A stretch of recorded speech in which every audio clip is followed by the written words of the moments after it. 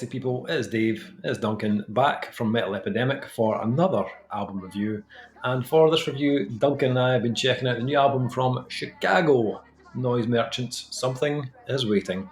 The band's new album, absolutely, is out on August 18th on Learning Curve Records. I don't know why I said it like that.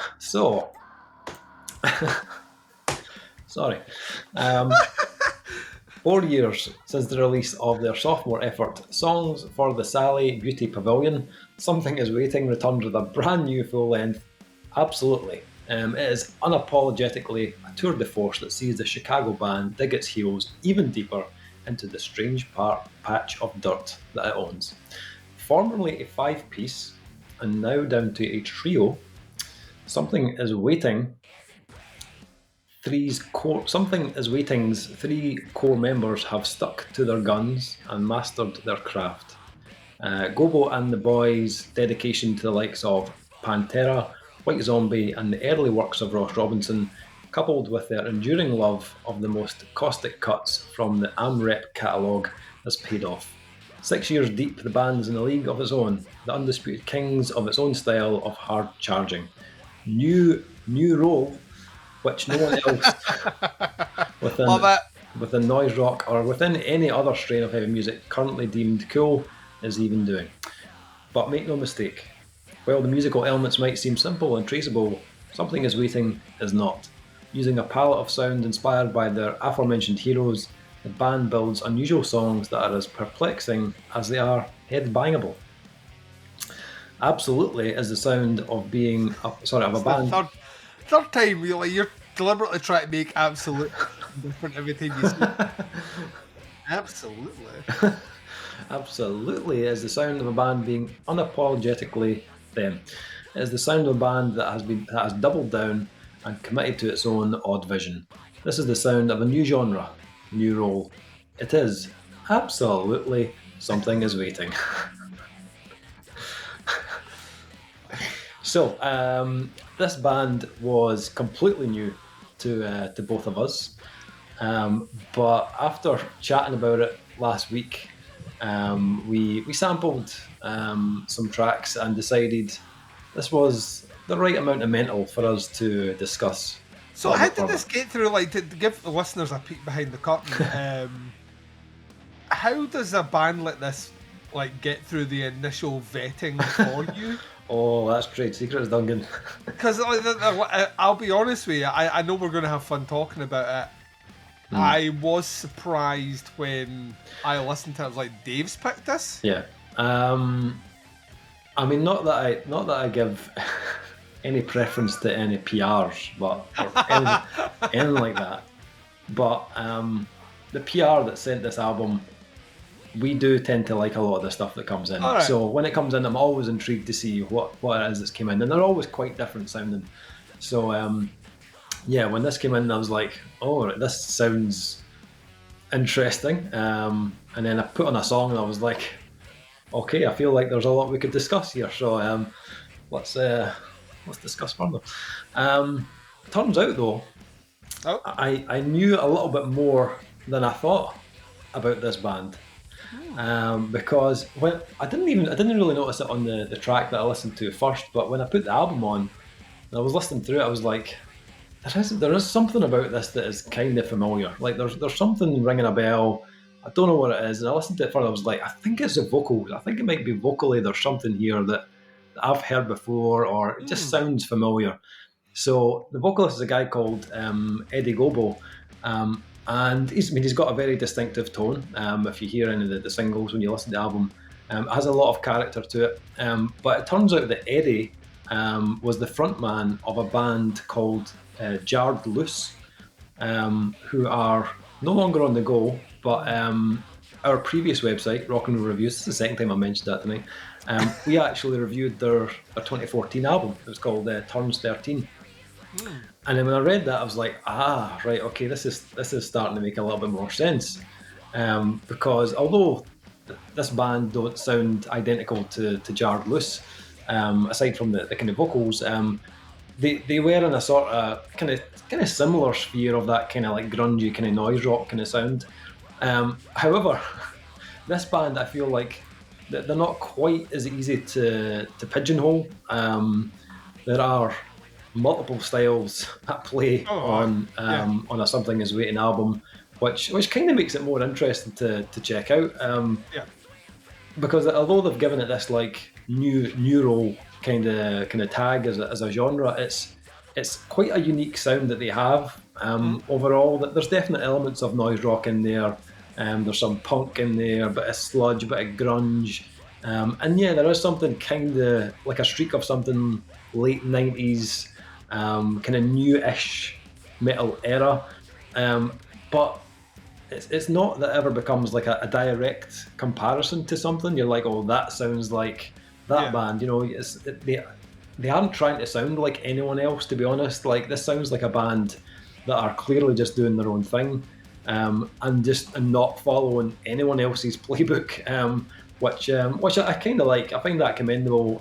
Just, you know, to keep doing your own thing, even though it's not the popular genre or the, you know, the radio friendly choice.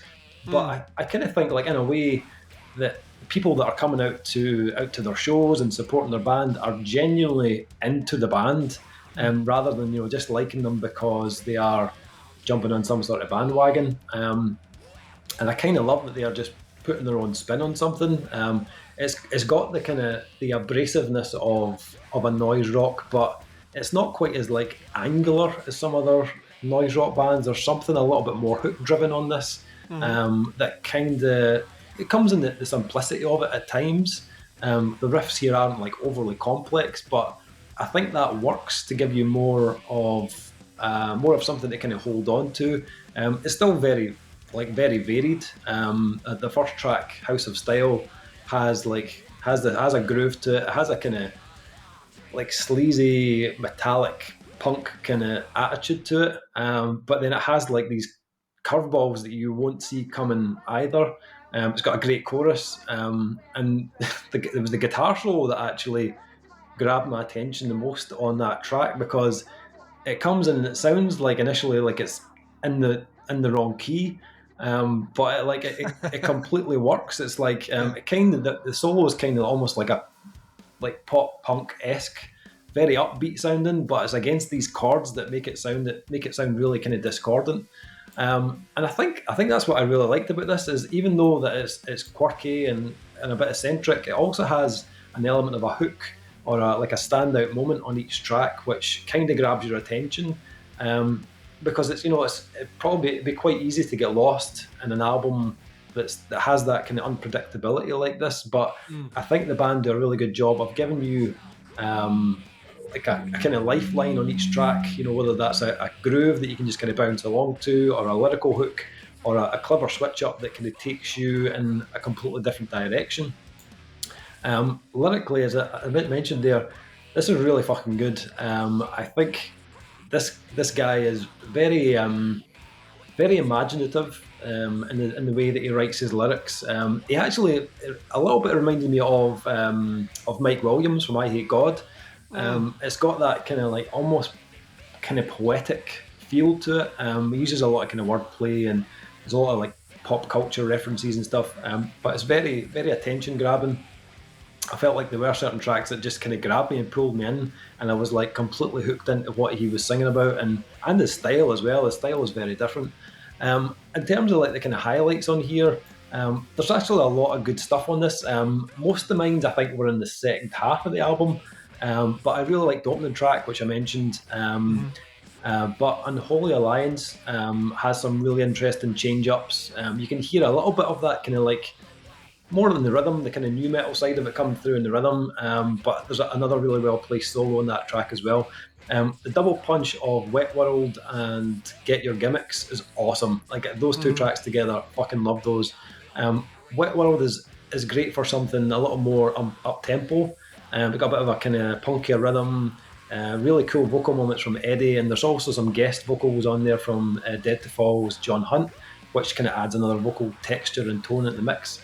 There's a great use of they use kind of like little harmonics towards the end of the track, which they use a little bit throughout the album as well, but it kind of reminded me of like the 90s new metal era where like harmonics were just in every fucking song. Get Your Gimmicks, I think, is is a really good track. It instantly kind of grabs you. It's got like a really kind of stomping riff that just kind of grooves forward, and it's like almost impossible to stop your head kind of bobbing to that track when it kicks in. The chorus is super addictive as well, and I like how they finish a lot of their tracks on the album. They have a real like kind of climax to them. The way they kind of push the intensity a little bit more towards the end. The drums especially, there's more fills and they add in a bit more kind of double bass towards the end, which I really liked. There's a riff at the end of Get Your Gimmicks that's really cool, and this is going to sound totally bizarre, but it reminded me of something from Slayer's Diabolus and Musica.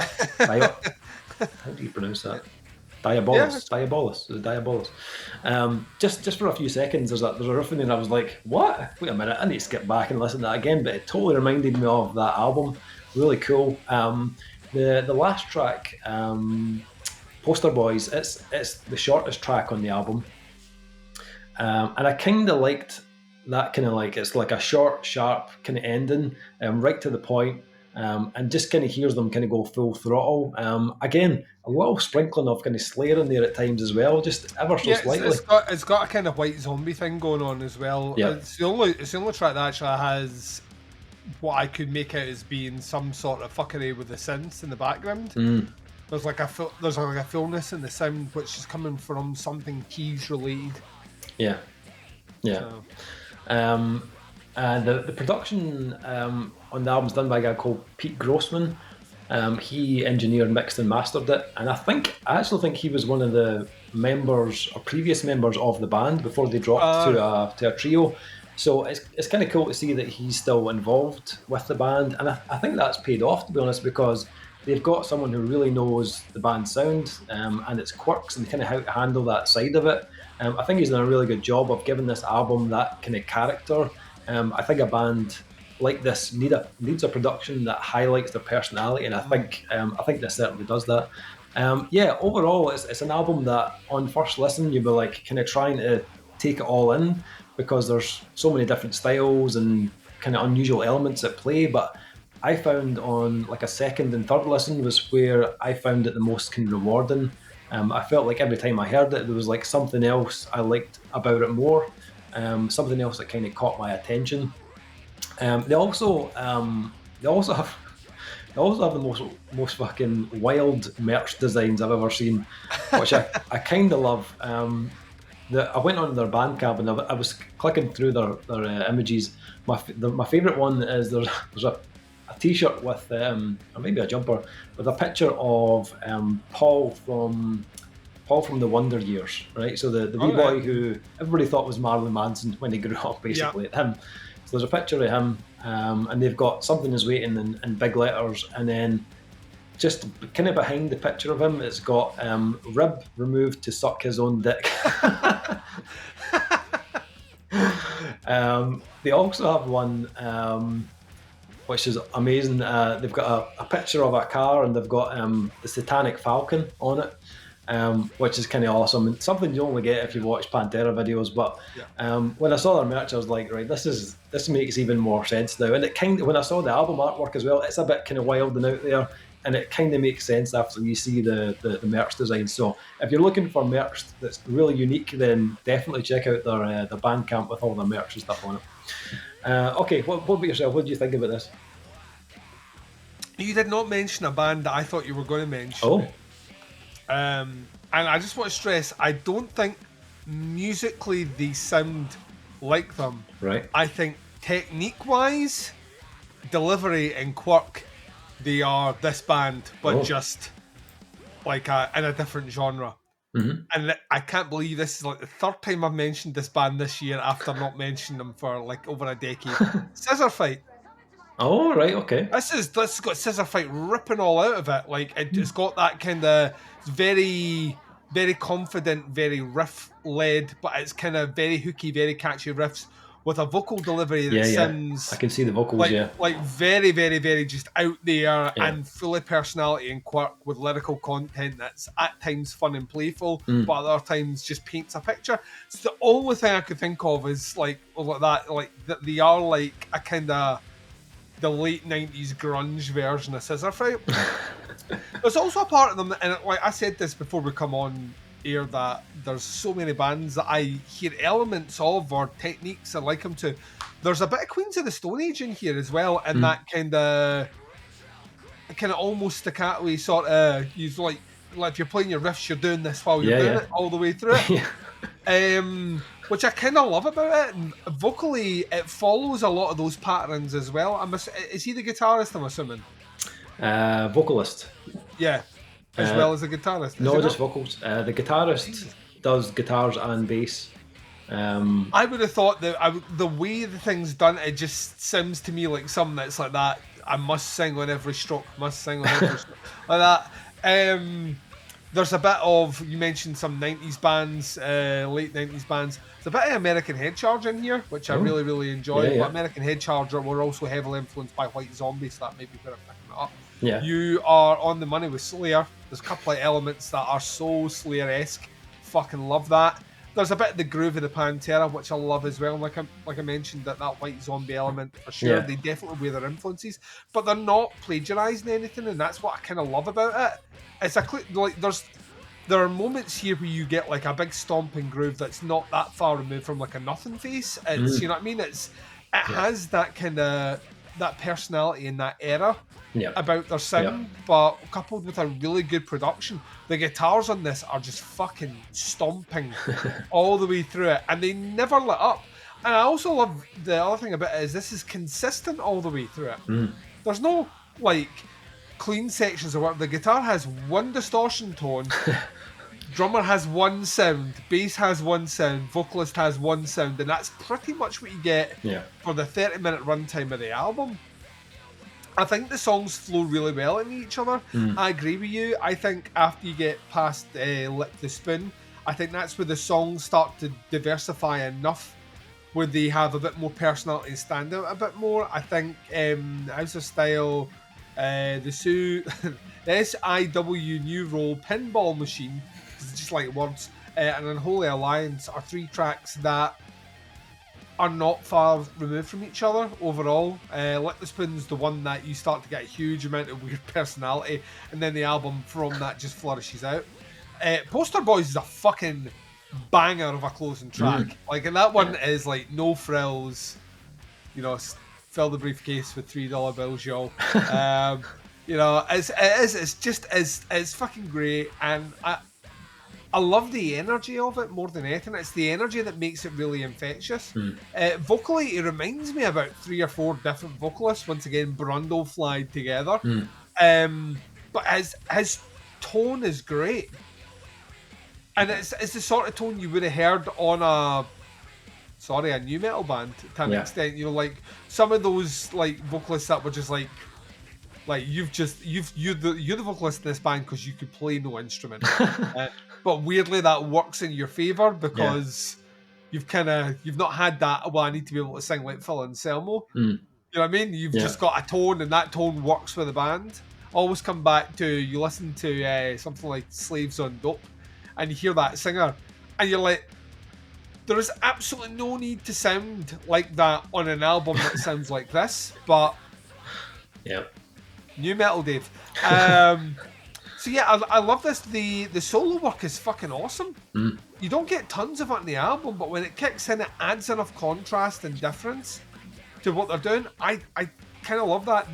The solos specifically on House of Style and on Full Friction, those are the bits that started made me think about Slayer, because Slayer deliberately, was it they used to call it the satanic scale or something, which is code for we just play what we want. We're not Kurt Hammett. We're not going to sit there and make sure it's in the right key. This just looks alright. But it does. Like, there's a punchiness about it. There's a quirk about it. There's an energy about it that makes it infectious to listen to. It's a very, very, very easy spin. Oh yeah. And you will headbang all the way through it. It's impossible not to. And there'll be a little quirk or an accent or like a shameless like pitch harmonic thing that comes in. You're like, oh, he did. It's cheeky. It's a cheeky album. Yeah. I kind of love that about that. Like, it's almost as if the band all the way through it is playing the songs and then doing something that reminds you something, and when you look at them, they're winking at you. You pick up on that, did you? Yeah. Yeah. If this was a restaurant and Guy Fieri was there, he would say that this is taking you to Flavour Town. It's that way, you know what I mean? I think it's. I kind of started to fall pretty heavy for this by about the second listen. It plays to a lot of the things that I grew up listening. And if they want to call it, they can call it whatever they want. New Role is fun. It makes me smile. It reminds me of there was a time period where every band that released an album had their own genre. And you're like, all right, here we go. So yeah, all that stuff works together. It's difficult to find something I don't like about it. It might be a little bit out there for some people. If that's the case, then I don't know what you're in. I don't know why you listen to metal. You know what I mean? So, yeah, it's just a wee bit. It's got a wee bit too much personality. Like I listen to that pop music. It's all like here. It all sounds like machines. Like that. Like this is like the epitome of a band having a blast and recording it. Yeah, that's literally. It just sounds like everyone is having the most fun ever, and I kind of just want to be part of it. Yeah. So yeah, I had a lot of fun with this. Nice. Okay, so scores for this new album from Something Is Waiting. This is a fun listen. Absolutely fun listen. I had a really good time with this. It's got personality, it's got quirk, but it's also got hooks and catchy riffs. And every time I listened to it, I was just smiling the whole time. I was like, yeah, this is awesome. So for that reason, I'm going to give this a 4 out of 5. Duncan, what say you? I'm 100% with you. That's us doubling up twice tonight, which is weird. Like I say, thinking of the album just makes me want to listen to the album again, which I know will just make me smile at this more. So, I haven't checked out the merch. I will be doing that. So good. I might have to get the Satanic Falcon. So good. I don't want. As much as I know for a fact I would love owning a top. Let's say I ribbed something on deck. I just don't think that's going to play well at Boxing Day dinner when I'm still wearing it around the family. It's just not going to go down well. So it's not going to go down well. Like a man that's had a rib taken away to suck his own dick. There we go. What are we doing? What are we doing here? I don't know. So that is our review of the new album from Something Is Waiting. It's called Absolutely. It is Absolutely. It's out on August 18th. On Learning Curve Records.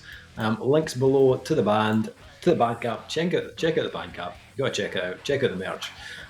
Links below. Let us know what you think. Have a listen. Happy to hear your thoughts on it. That is our review. Thank you for checking it out. We'll be back with another review very soon. But until then, take care. Speak to you soon.